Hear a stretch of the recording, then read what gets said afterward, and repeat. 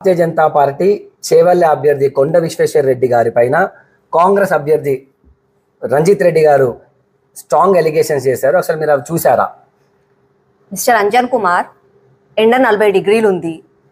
ఈయన కాంగ్రెస్ అభ్యర్థి రంజిత్ రెడ్డి ఎండదెబ్బ తగిలినట్టుంది, పిచ్చి పిచ్చిగా బిత్తిరి మాటలు మాట్లాడుతున్నాడు. అట్లాంటి మాటలు పట్టించుకోవాల్సిన అవసరం అసలు మీరు అసలు చేసిన అలిగేషన్ చూసారు? ఒకసారి చూడండి మీరు అలిగేషన్.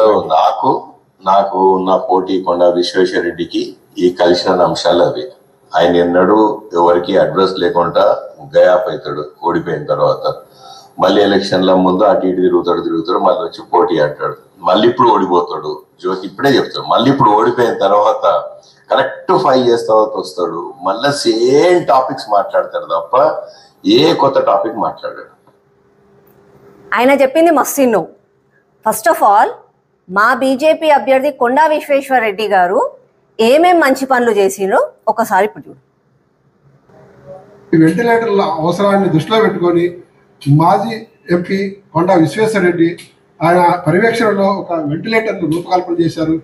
ఆ వెంటిలేటర్ ఇది చూస్తాంటే ఈ వెంటిలేటర్ సంబంధించి ఇంకా తక్కువ ధరతో ఇంట్లోనే శానిటైజర్ ఎలా చేసుకోవచ్చు అనే దానిపైన మనతో మాట్లాడడానికి ఉన్నారు విశ్వేశ్వర రెడ్డి గారు. సార్ చెప్పండి, అసలు శానిటైజర్ ఎలా తయారు చేసుకోవాలి ఏంటి అనేది మాకు ఒకసారి చూపిస్తారా? ఇది చాలా సింపుల్ అండి, మనం ఇంట్లో తయారు చేసుకో.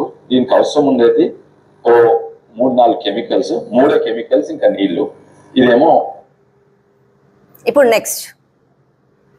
చేవెళ్లలో ఉచిత కోవిడ్ కేర్ సెంటర్ ను ఏర్పాటు చేసిన కొండా విశ్వేశ్వర రెడ్డిని స్థానిక ప్రజాప్రతినిధులు అభినందించారు.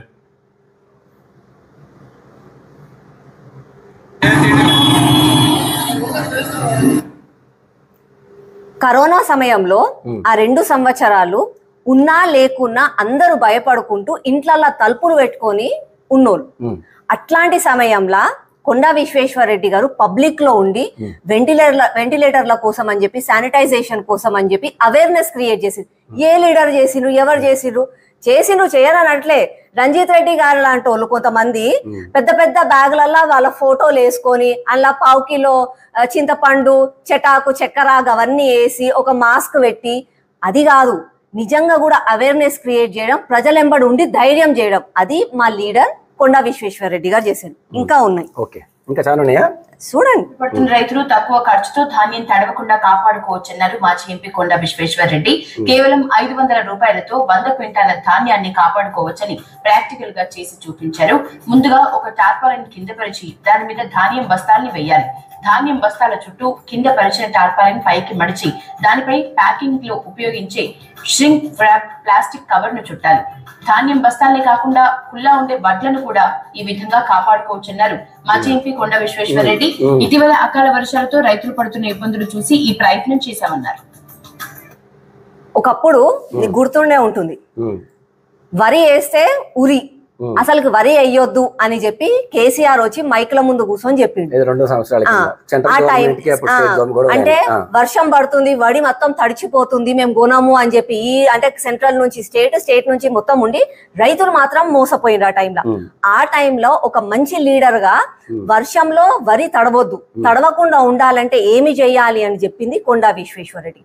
దాంతో పాటుగా వరి వేయకపోతే ఇంకేమి వేయాలి, ఆల్టర్నేటివ్ గా వేరే క్రాప్ ఏమేస్తే మీకు లాభం వస్తుంది రైతులకి అని చెప్పింది కొండా విశ్వేశ్వర రెడ్డి గారు. మళ్ళీ అప్పట్లో ఉన్న ఎవరు చెప్పిన దాని గురించి ఎవరు ఇన్వాల్వ్ కాలే. అయ్యో అతను ఒక్కడే చెప్పిండు, నేను కాదు అని అంటే మీరు ఒకసారి సోషల్ మీడియాలో తన హిస్టరీలో వెళ్ళి చూడండి. అదే సమయంలో మళ్ళా ఎంపీగా ఉన్న రంజిత్ రెడ్డి గారు కూడా ఏం చేశారో కూడా మీరు ఒకసారి వినండి. బియ్యం బస్తాలు మోస్తున్నారు కొండా విశ్వేశ్వర రెడ్డి గారు.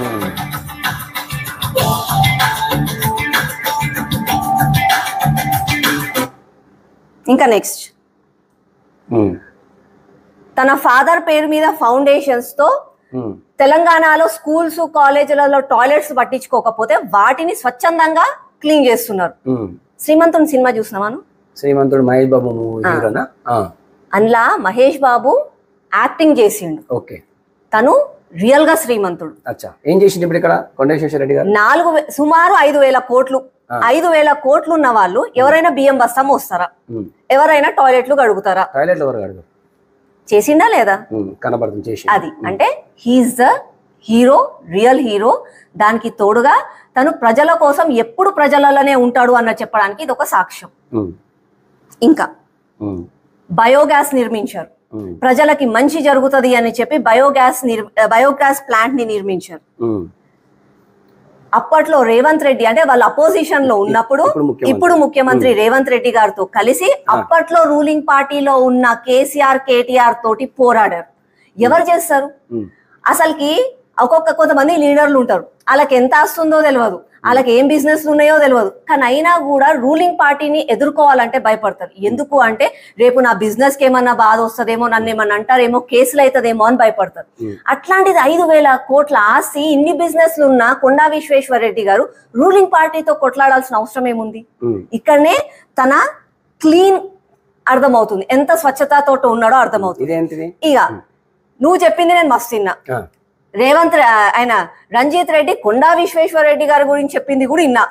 ఇప్పుడు సొంత కాంగ్రెస్ పార్టీ నాయకులు రంజిత్ రెడ్డి గురించి ఏం చెప్తారో ఒక్కసారి నువ్వు విను.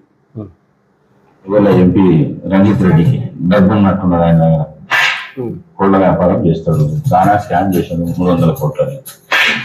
అక్కడ అట్లనే ప్రగతి నగరాన్ని బాచిపల్లిగా ఏదో ల్యాండ్ క్లియర్ చేపించుకున్నాడు. ఈ పైసలు తెచ్చి పెట్టి గెలిపిస్తాం అనుకుంటున్నాడు, కానీ ఆయన కూడా కొత్త గెలిచిన ఆయన మా ప్రాంతమైన కాదు. ఆయన అక్కడ ఎక్కడో వరంగల్కి గెలిచాడు, నిలబడ్డాడు, అవగాహన కూడా లేదు. ఆయన 5 సంవత్సరాలు ఏం చేయలేడు. ఆయన ఓటు అడగడానికి పోతే మీకు ఏమైనా సాయం చేస్తే అడగడానికి వస్తుంది. నువ్వు 5 సంవత్సరాల్లో కూడా కలగకుండా ఇలా పైసలు పెట్టి ఓటు ఏమంటే వేసే పరిస్థితి లేదు. కానీ ఆయన కూడా కష్టపడుతున్నాడు, పాపం తెలివైతే కష్టపడుతున్నాడు. అంటే ఎక్కడైనా చెవెలైనా కాదు. ఇంకోటి, కొండా విశ్వేశ్వర రెడ్డి గారు ప్రజలలో ఉండడు అని చెప్తున్నారు కదా. ఈయన మళ్ళీ ఎంపీగా గెలిచినప్పుడు ప్రజలలో లేకపోతే రంగారెడ్డి జిల్లా చేవెళ్ల ఎంపీ రంజిత్ రెడ్డి కనిపించడం లేదని ఆయన ఆచూకీ తెలపమని వికారాబాద్ జిల్లా పిఎస్ లో శనివారం కాంగ్రెస్ నాయకులు ఫిర్యాదు చేశారు. ఇప్పుడు సొంత పార్టీ, అప్పుడు అపోజిషన్. అంటే నిజమేంది? ఒకరు చెప్తే నమ్మడం కాదు, చూసి వాళ్ళ గురించి తెలుసుకుని నమ్మాలి. వాళ్ళు మస్తు చెప్తారు, మనం ఏం నమ్ముతామా, మనం ఏం చేస్తామా అన్నది ముఖ్యం. ఇప్పుడు నువ్వేమంటావు దీని గురించి? సరే, మీరు ఇవ్వాల్సిన ఎక్స్ప్లెనేషన్ ఇచ్చారు. చేవెళ్ల ప్రజలు కూడా ఈ యొక్క మీ ఇచ్చిన ఎక్స్ప్లెనేషన్ చూసి వాళ్ళు May 13కి వాళ్ళ డిసిషన్ తీసుకుంటారు. నేను కన్విన్స్ అయ్యాను, వాళ్ళు కన్విన్స్ అవుతారో లేదని వాళ్ళపైన వదిలేస్తాం.